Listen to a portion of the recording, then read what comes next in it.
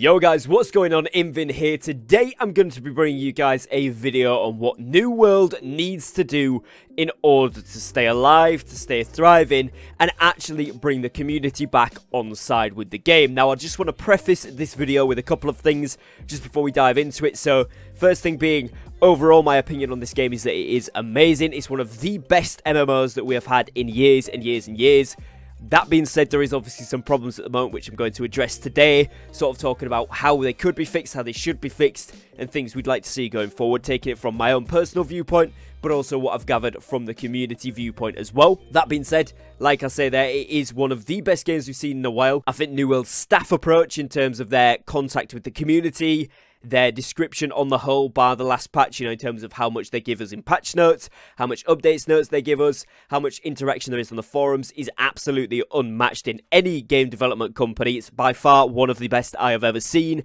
And I wanted to also just preface this by saying I have got multiple, way over probably 1,500 hours now in this game total, but since launch I've got about 600-700 hours on Steam on the official game since its launch. So I've played a fair share of this. I'm not just making it on a whim. It's not kind of random things I'm throwing in. It's just my personal experience. Obviously, by far, you are allowed to disagree with me. We don't have to be the same. And if you do, perfect. Drop it in the comments below. Let's have a discussion going. Just try to keep it as civil as possible. I know a lot of people are passionate about this game, and that's why I wanted to make this video, because we do care about the game and I wanted to address that. Now, the other thing I wanted to quickly touch on before we start fully here as well is that a lot of people seem to be in the comments under the impression Amazon pay me. They do not. I am a partner for New World, which means that I get access to assets, access to contact with the development team and staff at Amazon, and obviously a few other things along the way there, which I'm not 100% sure what I'm allowed to disclose and not, but they don't pay me to make videos on the game, anything like that, so this is entirely my opinion. And on the back of that,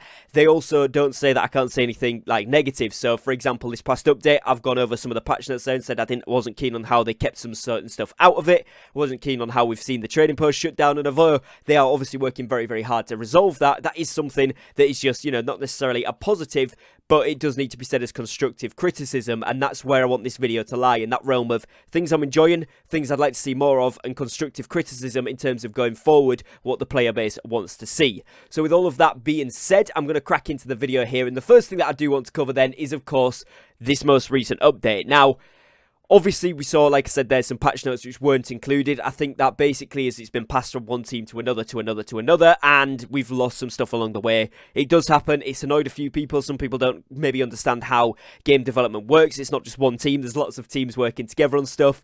Other people might just be unhappy with it. Absolutely fine. I do agree that that's kind of annoying, but obviously they've rectified that, given us the notes now. They have obviously changed around the elite zones, so the chests should be now rebuffed, and of course the mobs should be scaled down, although I'm still aware that those hellmouth doorway type things are still ridiculously overpowered, so until we get full patch notes on that, hold fire, but they are addressing it. And in terms of Into the Void, though, as an update on the whole, I actually think that adding a new weapon into the game was a fantastic choice. A lot of people have been really enjoying it, including myself. What I would say is obviously it does need some tuning. For example, when you use the ability that takes away buffs from the enemies, if you use that against someone, it actually takes away things like food buffs as well. So those really, really expensive tier 5 foods that give you plus 40 con, 40 strength, whatever, it's gone by one ability with the Void Gauntlet, which is on like a 20-second cooldown. So that obviously needs to be addressed as soon as physically possible. And again, I'm sure this is something they are aware of and are working on. But again, things like that, we get every time. We will get balance issues, because obviously when something new comes into the game, until it's been mass tested, even though they did a PTR, so you've got hundreds of thousands of people using it, you're not going to see all of these things up front. So it kind of is how it is. Now, do I think the update as a whole was good? Yes, I think that some of the stuff they did, the quality of life side of things, was really good, but I think some of the combat changes, not so much. Now, obviously, there's still skill jumps you can do in some of these elite zones. They are less soloable, but there is still ways to do it, which, again, I'll be bringing in future content for you guys, ways and stuff to get around this, which is kind of still cool. You just have to be a little bit more skillful about it, which actually, in hindsight, I actually quite like. Additionally to that, I quite like the fact that you can't just run in and get the chests now. I think especially the elite chests should be there as a reward for hard work of grafting through the mobs, and I do like that it takes a little bit more time to do this, but what I don't like is the things like Immertguard, the flame sword guy that's been scaled up, already ridiculously hard to kill, wipe wiping solid 600 or almost 600 gear score teams of 10 to 15 players, already wiping them to be then buffed, feels a little bit like a kick in the teeth. So that is something I think they maybe need to look at adjusting individually. So obviously the whole zone, fair enough, make some of those very easy mobs a little bit more difficult. Not a problem with that. That's still easy to go by. But the bosses particularly, have a look at fine-tuning those, and particularly things like the sword guy, the flaming sword guy. He's a real pain in the backside, so if we could look at maybe tuning him down specifically just a little bit, because he's wiping 20, 30 players in one run up and down, and then that's your whole group gone, reset, start again, and it is frustrating. So that's something we look at. Obviously, when the rewards are back up fully, which I think they are mostly at the time of making this video, but some people are still complaining about problems, so I can't 100% confirm that. Once that's back to normal, I think it will be a much bigger incentive, especially with the new PvP luck loot, and of course gathering loot when you are PvP flagged now, which I think, again, was a very nice addition to the game. Now, what would I like to see in terms of more of? Well, quality of life fixtures obviously would be brilliant. The first thing that I think needs to be the priority here is obviously stability and fixing any issues, kind of fixing preventatively before releases are kind of given to us. So, for example, the trading post thing that's now down again because of the gold duping exploit, which basically they gave us a load of gold, and then if people were logging off and back on, it would then give them more. So it was essentially, if people logged, they would get like 100,000 compensation every time, or guilds were getting stuff into the bank. I'm not 100% sure how that worked, but essentially a lot of people were millionaires for a short while on our servers. Now, I know that wasn't the case in every region, but particularly on EU, we've had the market down for almost 4 days now, which is quite a long time. It's annoyed a lot of people because we can't get on, we can't trade, and obviously in terms of wars and things, you want to be able to either make the food or buy the food. Well, you can't, and then it's getting removed by the Void Gauntlet, so you can see kind of how this compounds up and winds people up. And then on top of that, obviously you can't get on, you can't make money, you can't buy stuff for your daily crafts if that was the way you were going about it. Obviously, you know, the ideal situation is to gather that stuff, and that is still applicable, but those people who are just getting on, crafting dailies, you know, Asmodeum, Runic Lever, etc., and then getting back off or whatever, or just hopping on for a little bit, doing that, and then playing later in the day or whatever they were doing, can't do that at the moment, so it's annoyed a few people. Obviously, money is tight. People who own a settlement, like myself, we've got a settlement on there right now. It's a little bit difficult. We're earning less because people obviously can't trade, so we're not getting any of that money. On top of that, invasions have been skipping about a little bit. Yesterday's war, we had a war yesterday evening, which was supposed to be an hour ahead, and then the invites went out an hour before. The actual invite timer, to be fair, was correct, but the war window said it was going to be an hour later, so that messed up a little bit as well. So things like stability and consistency on the servers should be a main priority, and from what I've read on the forums, responses developers have been giving, I do think that that is the case, in all good and fairness to them. So let's hope that that can be sorted over the next week or so, and we can get really, really back on track in time for Christmas here, because I think this is going to be a major, major point. If we can get the server stability fixed, if we can get consistency with what's actually happening on the server, with players, with trading, with economy, everything, just more consistent approach to it, so we know exactly what's happening, even if it is that those mobs have been buffed and we don't like it. If it's consistent and we know that it's sticking for now, we can work with it, and that's where I want the game to be at. Then of course we can look into tuning, so if we do need to take specific mobs and such down a little bit versus other ones, if we need to put rewards, those change a little bit.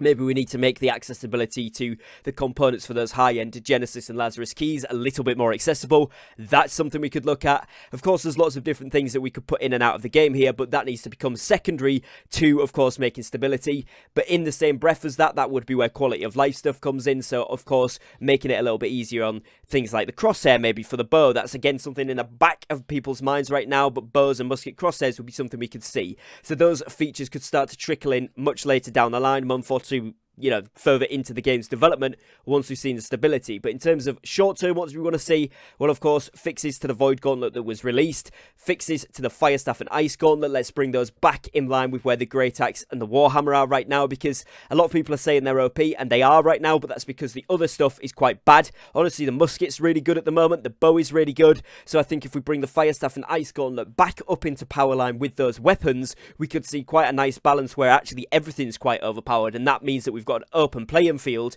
to use any and all weapons, and they all have viability. I think the way that they changed the abilities so that the less used ones are actually buffed up, that's really good, because it does, again, like I say, give more viability there, but also gives a little bit of interchangeability to the builds, so you could have two people using a musket, but two people using completely different skills and still doing the same or very similar amounts of damage and being very annoying, which is kind of the role of the musket. So that's really good. I do like that. So if we could tune those weapons that did get nerfed back in line with what we've currently got, that would be amazing.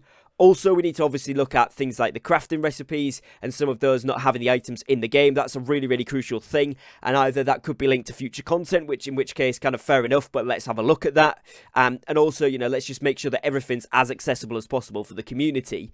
Now, like I mentioned there about future content, one vital thing, which if anyone takes anything from this video, one thing I think that everybody can agree on in the community, we would love to see a roadmap of exactly what the plan is for the next year of New World. Now, this is there's multiple reasons why we want to see this. First and foremost, obviously, it would be cool to kind of get a little insight, even if they're under project names or whatever for now, just an insight into what type of content. So, Project Alpha is going to be some sort of PvE expansion or addition to the game.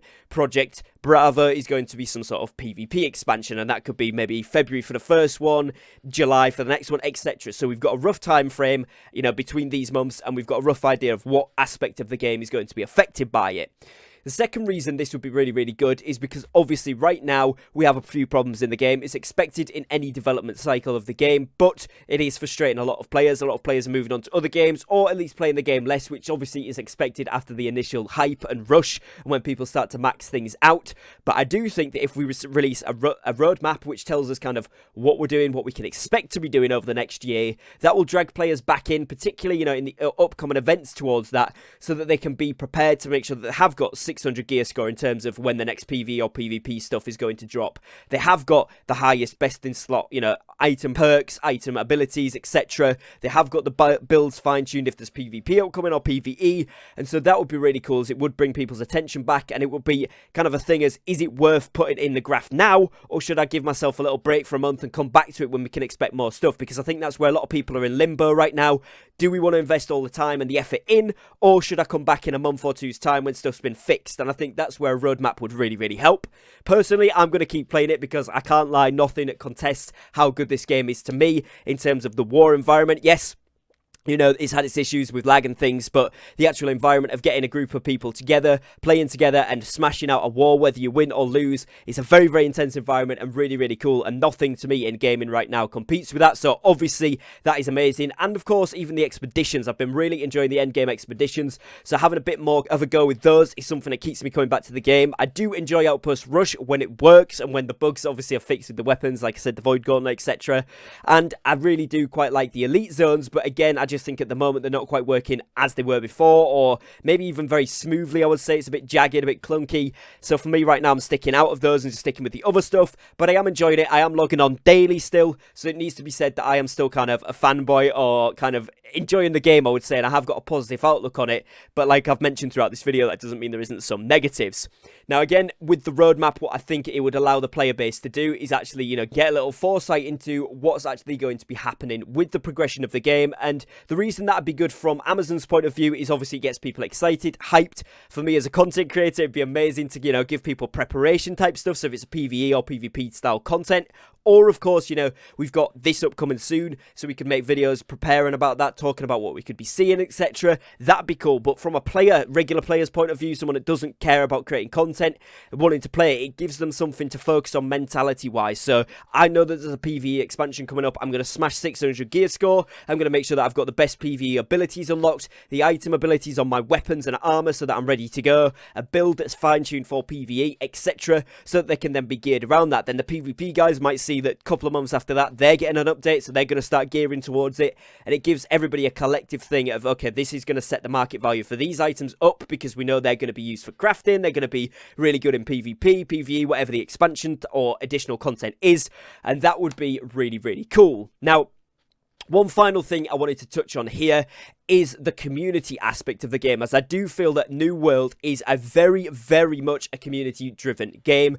And again, let me know in the comments what your guys' experience with this have been, but a lot of people have been saying to me, look, I was playing with a group and they've left, or I was playing with some people and some have played, some are not playing as much, or I've been playing solo, and then versus the people that have been telling me I'm in a big guild, I'm in a guild of 20, 30 plus, or indeed 80, 90 plus like myself, and it is a much, much more enjoyable experience in those big player guilds, and I think that goes across the board for everybody. Solo is fun to a certain degree, but playing with other players is where the real fun comes in, with the wars, outpost rush, territory defense, and attacking when they are pushing influence and stuff like that really, really makes a difference. So for me, that is something crucial. Now, what I would like to see going forward is leaderboards, which we've seen some sort of leaks on. Demon Kim made a really good video where he was actually able to see this. For some reason, it loaded him into the game. So that could be really interesting, and I think what I'd like to see on there is guild leaderboards, so you could see who's in your company is the best at each thing, most gathered, most coin donated. A ledger obviously would be amazing on a side note there, but you know, most kills, most player kills, most PvE kills, etc. Most elite chests looted, all that kind of stuff, like maybe on a weekly or monthly basis. And then also a server list of top players in the server. And, of course, then a company server list, so top players, most wars won this month, most defenses won, most attacks won, so you can see who's broke down there, who's the better players, most overall player kills in a guild, PvE kills, chests looted, whatever the case may be, gathered resources, crafted items, all of that sort of stuff to give a bit of competition to it, because again, if you want to strive to be the best, that gives people something to work for. Even when they're maxed out on everything, it'd be an incentive to do better. Now, if there was even some rewards for that, maybe it was marks of fortune, so we could buy some cosmetics for the top 5, 10, 20 companies on a server, whatever the case may be.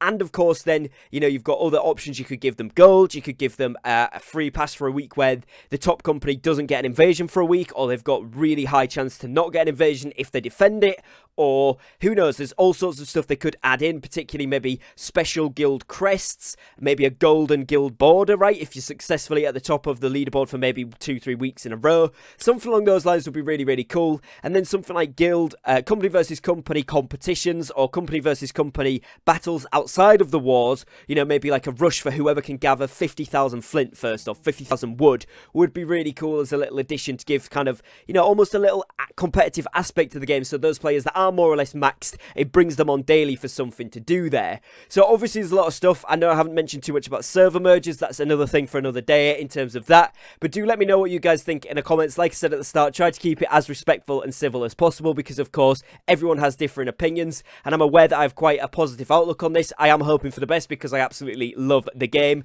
If you disagree, that's absolutely fine, but as I say, let me know respectfully in the comments what you guys think. If you have enjoyed this video, please do make sure to leave a like on it, as it really does help support me and my content here on the channel. And if you are new here, please do be sure to drop a subscribe with the notification bell on, as I do upload every single day, so I would love to have you here as part of my channel community. And other than that, guys, as always, thank you for your time, thank you for watching, take care, and peace.